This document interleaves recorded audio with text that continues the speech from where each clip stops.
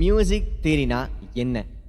இந்த டேர்மை நான் அடிக்கடி என்னோட ப்ரீவியஸ் வீடியோஸில் யூஸ் பண்ணாலும் அது ஒழுங்காக எக்ஸ்பிளைன் பண்ணாத மாதிரி எனக்கு ஃபீல் ஆச்சு. அதனால இந்த ரீலில் அதை எக்ஸ்பிளைன் பண்ண ட்ரை பண்ணுறேன். ஹாய், நான் கேலப். இந்த மாதிரி மியூசிக் ரிலேட்டடான விஷயங்களுக்கு இந்த அக்கௌண்ட்டை ஃபாலோ பண்ணிக்கோங்க. மியூசிக் தியரிங்கிறது ஒரு லாங்குவேஜ்.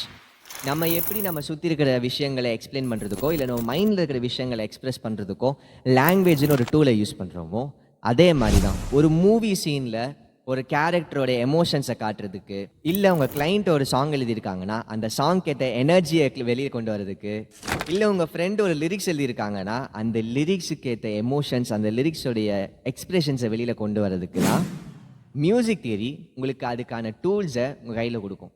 எப்படி ஒரு லாங்குவேஜ் பேசுகிறதுக்கு கிராமர்லாம் இருக்கோ அதே மாதிரி தான் மியூசிக் தியரியில் ஸ்கேல்ஸு, கார்ட்ஸு, ரிதம்ஸு இந்த மாதிரி விஷயங்கள்லாம் இருக்குது.